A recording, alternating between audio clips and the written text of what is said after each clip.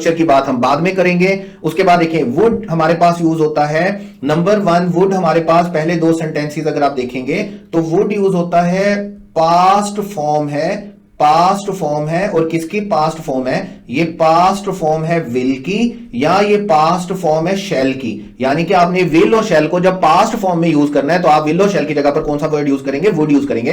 Sometimes हम should भी use कर लेते हैं शैल के लिए, लेकिन फॉर्मली हमें वुड यूज करना चाहिए। आई थॉट, मैंने सोचा, वी वुड बी लेट, कि हम लेट हो जाएंगे। असूलन यहां पर क्या आना चाहिए? यहां पर विल आना चाहिए, लेकिन चूंकि सेंटेंस का फर्स्ट पार्ट पास्ट में है इस वजह से हम विल लिख नहीं सकते, हमें पास्ट लिखना होगा। तो हम फिर विल की जगह पे कौन सा वर्ड लिखेंगे? वुड का। Dad wouldn't lend me the car, dad मुझे कार नहीं देंगे, so we had to take the train, इसलिए हमें ट्रेन लेनी पड़ी, उन्होंने मुझे नहीं दी, तो यहां पर कार नहीं दी। इसका मतलब हमें फ्यूचर लिखना था, विल लिखना था, लेकिन चूंकि हमारे पास पास्ट की बात हो रही है तो पास्ट में जब आप विल शैल लिखेंगे तो पास्ट में विल शैल के लिए आप क्या लिखेंगे? वुड लिखेंगे। उसके बाद नंबर 2 पे आपने याद रखना है, हम नंबर 2 पे यूज करते हैं वुड का वर्ड रिक्वेस्ट के लिए, परमिशन के लिए। हम वुड का वर्ड यूज करते हैं रिक्वेस्ट के लिए। जब आप किसी से कोई रिक्वेस्ट कर रहे हो, जब आप किसी से, देखें हमने रिक्वेस्ट का वर्ड पढ़ा है कुड के साथ भी, याद रखिएगा। हमने क्या कहा कि जब आप पोलाइट रिक्वेस्ट की बात करेंगे तो पोलाइट रिक्वेस्ट में आपने याद रखना है आप कुड भी यूज कर सकते हैं और आप कुड की जगह पर वुड भी यूज कर सकते हैं। मैं आपको ये जो दो चीजें कॉमनली यूज की जाने वाली इसलिए बार बार बता रहा हूं कि जब आप क्वेश्चन वाली साइड पे आएंगे ना तो आपको समझने में आसानी हो जाएगी। जब मैं एक थीसिस स्टेटमेंट बनाऊंगा कि बेटे ट्रांसलेशन का क्वेश्चन इस वजह से नहीं आता, जैसे देखिए पोलाइट रिक्वेस्ट के लिए कुड भी यूज होता है, वुड भी यूज होता है, तो सेंटेंस में अगर दोनों ऑप्शन दी जाएंगी तो दोनों ऑप्शन लिखी जा सकती हैं। इसी तरह हमने क्या कहा? हमने कहा परमिशन के लिए कैन भी यूज होता है, परमिशन के लिए कुड भी यूज होता है और परमिशन के लिए मे भी यूज होता है। अब यहां पर भी वही बात आ गई कि एक ही काम के लिए तीन चीजें यूज होती हैं। फिर हमने क्या कहा कि पॉसिबिलिटी के लिए कैन भी यूज होता है, पॉसिबिलिटी के लिए कुड भी यूज होता है, पॉसिबिलिटी के लिए मे भी यूज होता है, पॉसिबिलिटी के लिए माइट भी यूज होता है। तो फिर यहां पर एक ही काम के लिए 4 मॉडल ऑक्सिलरी आ गए। तो याद रखिएगा ट्रांसलेशन के हवाले से मॉडल ऑक्सिलरी का क्वेश्चन बनना थोड़ा मुश्किल होता है। ट्रांसलेशन के हवाले से हमें इसको जब उर्दू टू इंग्लिश या इंग्लिश टू उर्दू ट्रांसलेट करना होता है तो वहां पर हमें बड़ा हेल्प करते हैं मॉडल ऑक्सिलरी। अदरवाइज ट्रांसलेशन का क्वेश्चन ट्रांसलेशन के हवाले से आता जरूर है, हमें इन सारी बातों को ध्यान में रखना जरूर है, याद रखिएगा। तो रिक्वेस्ट के लिए हम यूज करते हैं would you carry this for me please. Please का वर्ड जहां पर भी आ गया इसका मतलब हम क्या कर रहे हैं? हम रिक्वेस्ट कर रहे हैं, हम पोलाइट काइंड जेनरस रिक्वेस्ट में है। Would you please be quite, मेहरबानी करके आप चुप हो जाएंगे। उसके बाद देखिएगा हम वुड का वर्ड यूज करते हैं नंबर 3 में, हम यूज करते हैं लाइकिंग डिसलाइकिंग। किसी की लाइकिंग डिसलाइकिंग पूछने के लिए या अपनी लाइकिंग डिसलाइकिंग बताने के लिए। ठीक है, आपने किसी की मर्जी पूछनी है या अपनी मर्जी बतानी है तो आप उसके लिए कौन सा वर्ड यूज करेंगे? वुड का। जैसे मैं बाज़ औक़ात कहता हूं कि घर में मेहमान आ जाते हैं तो आप खाना पूरी करने के लिए, दुनियादारी रखने के लिए उनको क्या बोलते हैं? Would you like to take tea और ड्रिंक अ बॉटल? क्या आप चाय पीना पसंद करेंगे या बोतल पीना पसंद करेंगे? और अगर मेहमान कोई मेरे जैसा बदतमीज बंदा हो तो वो क्या कहेगा? I would like to take tea या I would like to drink a bottle. वैसे इंसानियत तो इसी में होती है कि बंदा एक दफा मना जरूर करे, लेकिन ऐसा ना हो कि आगे से मेजबान भी मेरे जैसा और आप एक दफा मना करें और वो वाकई मना हो जाए। तो बड़ा दुनिया को देख के चलना पड़ता है। तो किसी को लाइकिंग डिसलाइकिंग पूछने के लिए या किसी से लाइकिंग, किसी को अपनी लाइकिंग डिसलाइकिंग बताने के लिए आप क्या यूज करते हैं?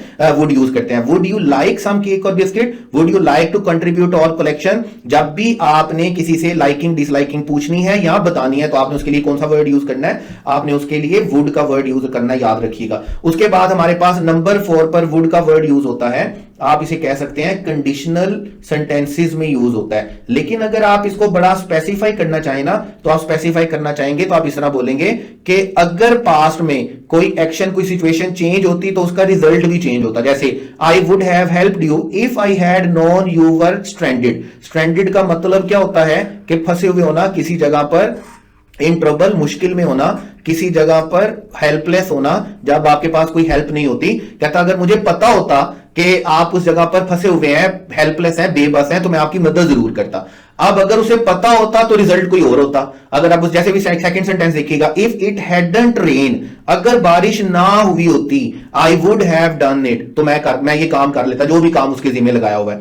तो इसका मतलब है बारिश ना होने की वजह से उसने वो काम किया। इफ इट हैडंट रेन, अगर बारिश ना होती, I would have done it, तो बारिश होगी, उसने वो काम नहीं किया।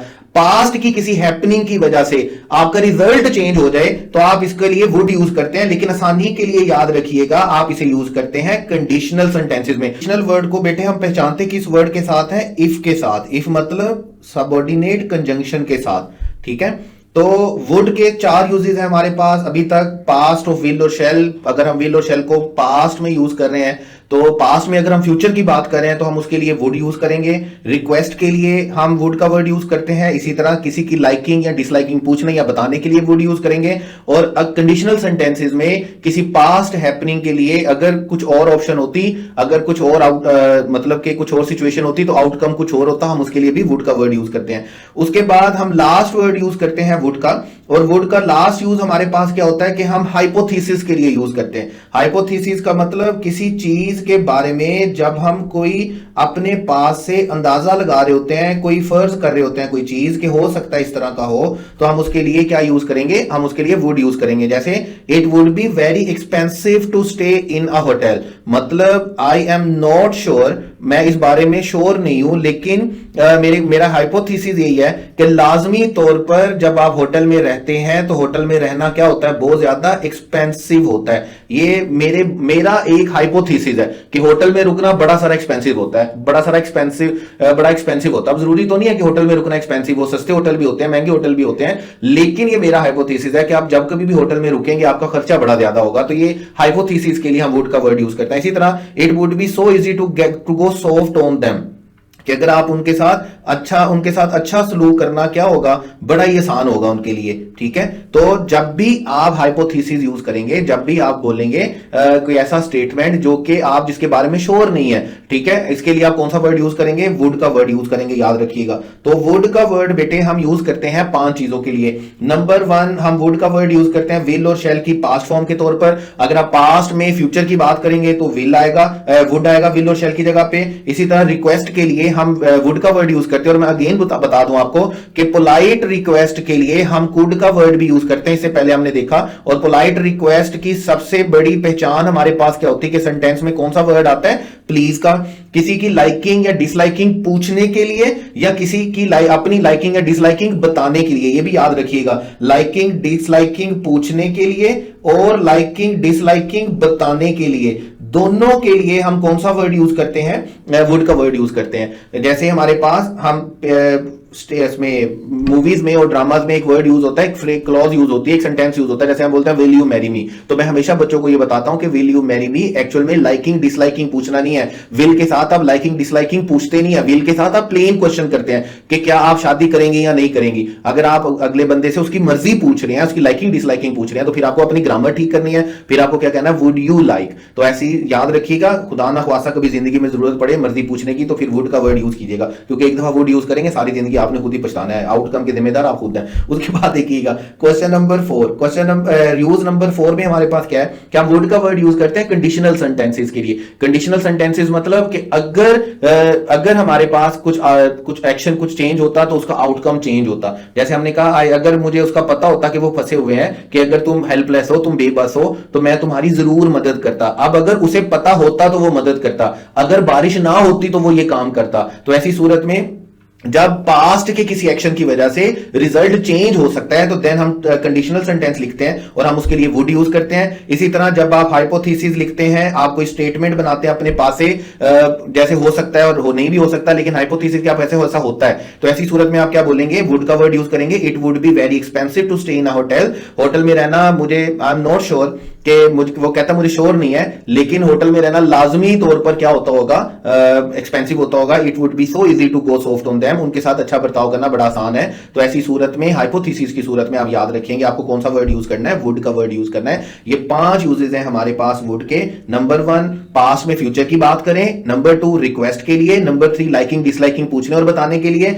नंबर 4 कंडीशनल में जब पास्ट की किसी हैपनिंग की वजह से रिजल्ट चेंज हो सकता है, और नंबर 5 में हाइपोथेसिस स्टेटमेंट के लिए जब आप किसी चीज के बारे में कोई चीज अपने ख्याल में करते हैं, उसके बारे में फर्ज करते हैं कि ऐसा ही होता होगा, तो ऐसी सूरत में आप क्या वर्ड यूज करेंगे, वुड यूज करेंगे। ये 5 यूजेस हमारे पास